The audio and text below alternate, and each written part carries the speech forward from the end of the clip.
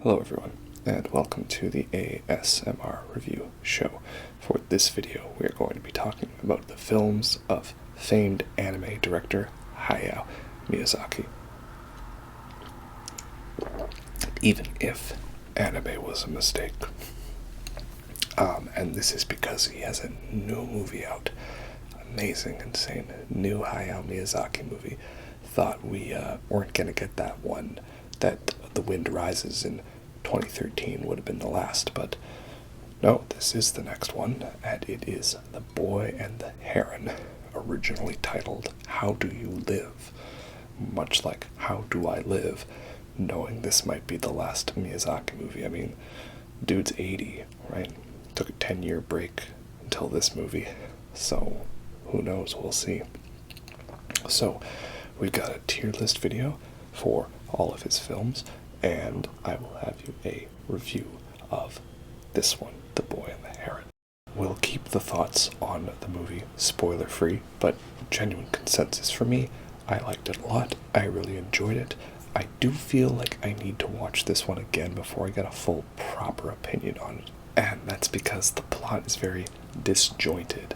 Like, there's a lot of stuff that I'm not sure fully adds up. A lot of very weird imagery, lots of sort of creative images for the sake of being creative, which is okay. That's a Hayao Miyazaki staple, right?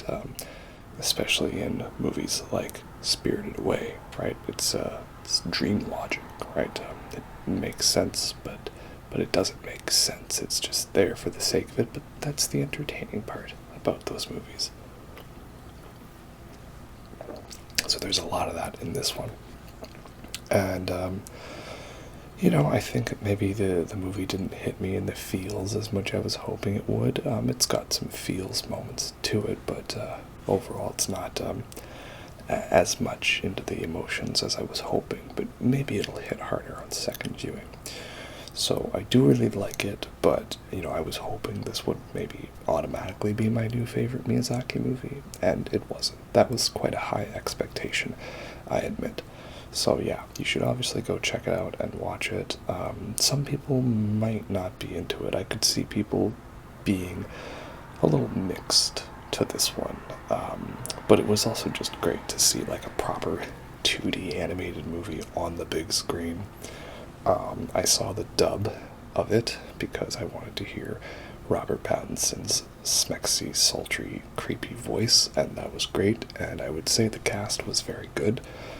The only one that stood out a little odd to me was Christian Bale, and that's because he sometimes feels like he's just using his natural accent, and other times it sounds like he's trying to downplay his accent. It's a little odd of a choice, shall we say. But for the most part, it's a pretty good dub. So yeah, it's very good, and I do think I will like it more on repeat viewings. So perhaps we'll just go at what rating I think it will end up with. Boy and the Heron will be an A tier film for me. Just outside the top range, but a very good one nonetheless, and the fact that I'm eager to rewatch it, that's a good sign, because some of these movies on the list, well, they're all pretty good, but there's a couple where I don't think I'll ever need to rewatch them. And again, we're doing this list to try to spread out the films across the tiers a little better, because again, we don't want them all skewed to the front or the back, the top or the bottom. But I have a feeling that most of these will end up quite high on the list. So yeah, that's how it is, because for example, the next one we have is Castle in the Sky. And this one is a very, very good movie, and I really like it. And it's not my favorite Miyazaki movie, but I love it so much that we're probably still gonna give that one an S tier, to be honest, I remember seeing the trailer for that, like on VHS all the time, and thinking, like, this looks like the coolest movie ever.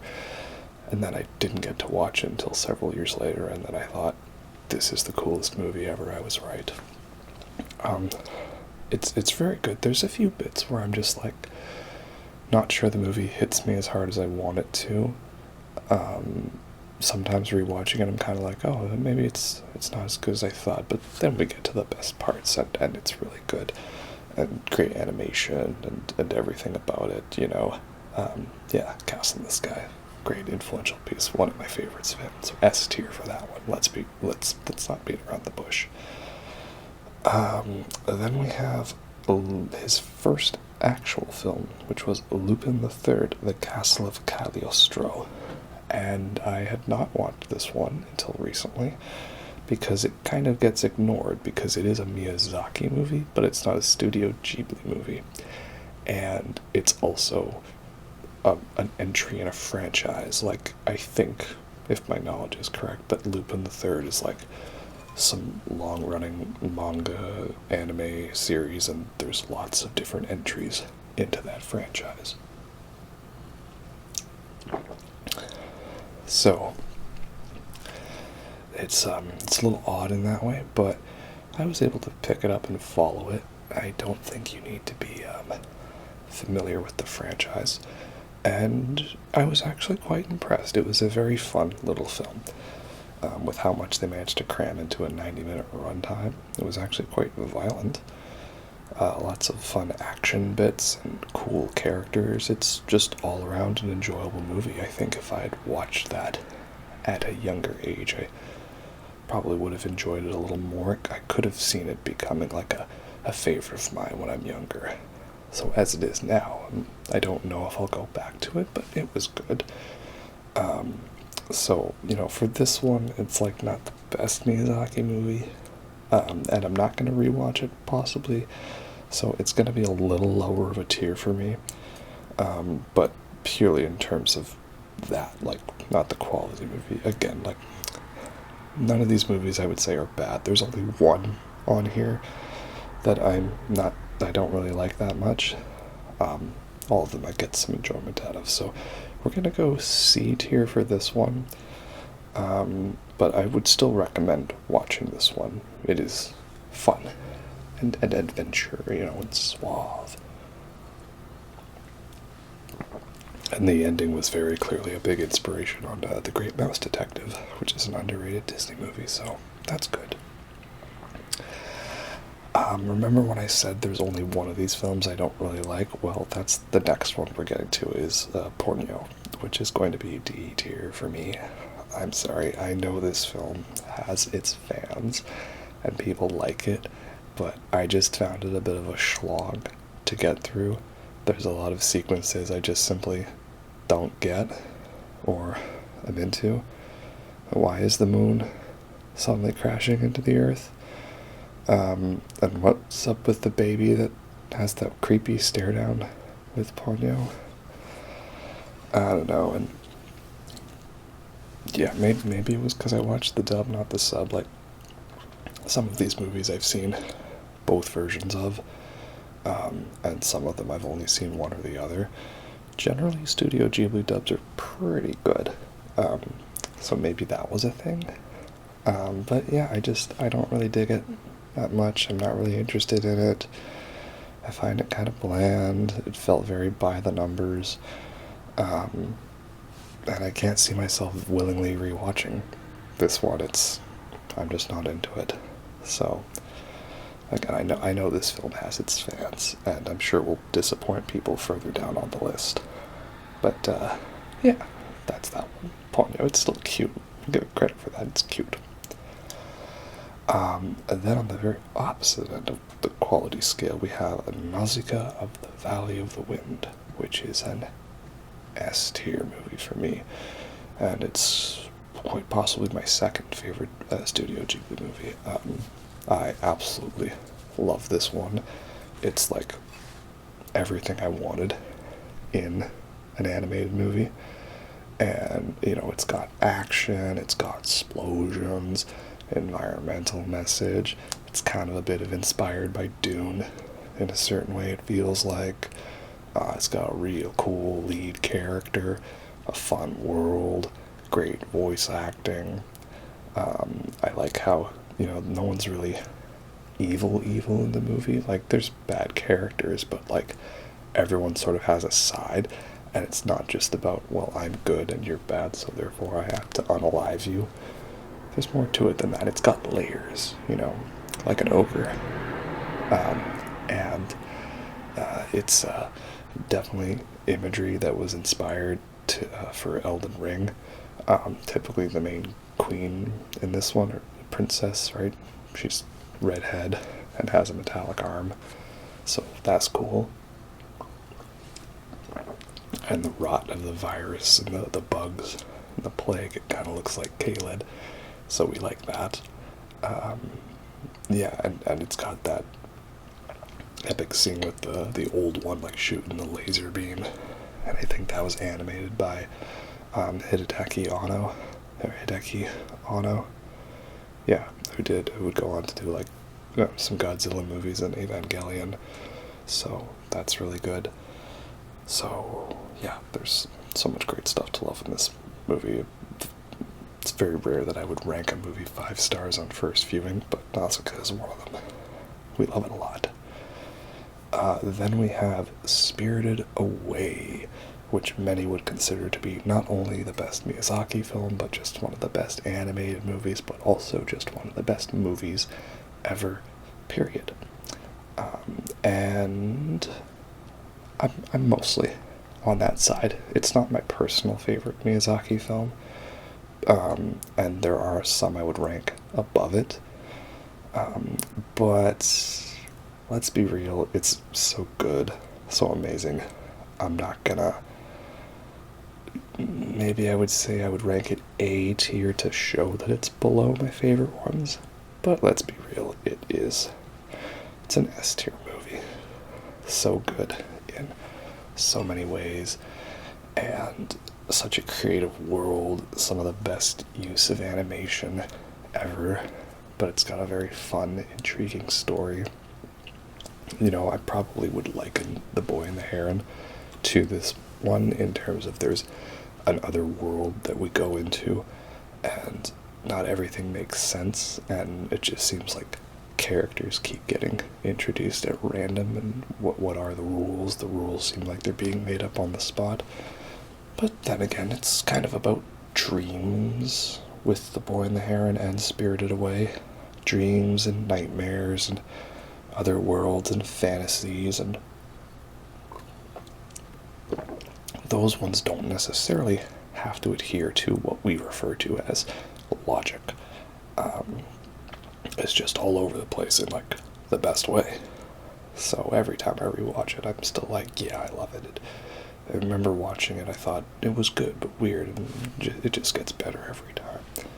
So again, technically it's a little bit lower than my favorite ones, but I think we're skewing things on the more positive side for this one. So Spirited Away gets the S tier from me. And then we have Kiki's Delivery Service, which is a B tier for me. It's pretty fun, pretty cute, enjoyable, very simple, just vibes. It's kind of the era of vibes, the late 80s for the Miyazaki movies, right? It's basically Death Stranding, but with a witch, so that's cool. It's got a cute talking cat, probably the big inspiration on Salem from Sabrina the Teenage Witch, so that's cool. Yeah, it's a good one, right? It's fun. I like it. It's not a personal favorite of mine, though, so I don't know if I would come back to it often, but it's fun, it's cute, and it doesn't annoy me, so we'll give it a nice middle ground B tier for Kiki's Delivery Service. Then we have The Wind Rises, which is a very unique movie in that it's kind of a normal movie, and because it's normal, that makes it weird for Miyazaki. We've had all these movies about fantastical worlds and otherworldly stuff and fantasies, and crazy things that exist not in our reality. And then he came along and was like, I'm gonna do a kind of biopic type movie about real life. that takes place in the real world. Yeah, kind of odd in that way. I guess some people have jokingly said this is basically the Japanese side to Oppenheimer. You know, do this at Grave of the Fireflies, and there you go. So for me, I do really like this one. I think it falls into the category of really good movie that I might not watch that often, but that's okay. There's kind of a line when it comes to it. You have to have either a good movie you want to watch all the time, or a good movie but you don't want to rewatch it, and then in the middle there's the movie where it's not good and you don't want to rewatch it, right? So I would say Wind Rises we'll give it an A tier for me. Very cool, very unique, great use of animation, very impressive in many scenes. Good use of a couple of dream and fantasy sequences, and also gets you in the surprise feels, that's for sure. Yeah, so I like it a lot. We'll give it an A tier in that regard. And then we have Howl's Moving Castle. Ooh, this is going to be the controversial one for me, I would say, in that I'm not actually the biggest fan of Howl's Moving Castle, gotta say. It's got some pretty good, fun visuals to it, but story-wise it just felt very Miyazaki by the numbers, shall we say. All of the best imagery in it, I feel, is just too similar to other Ghibli movies. I understand why people like this, especially for the ladies crushing on Howl. I mean, one of his first lines is just, "That's my girl." So, just, whew. Yeah, I get it. But it's not really my thing, personally. I'm gonna have to go with a C tier for this one. I'm sorry. I wish I could rank it a little bit higher, but I can't. It's like, I tried rewatching it, and I just didn't get as much out of it. The animation's very good, of course, but like, what was up with that stairs sequence? It's just, I don't know. And then I feel like it wraps up a little too simply at the end. Yeah, and then there was time travel. Okay, so it's like Tenet. I don't know. Yeah, I'm just not really into it. Sorry.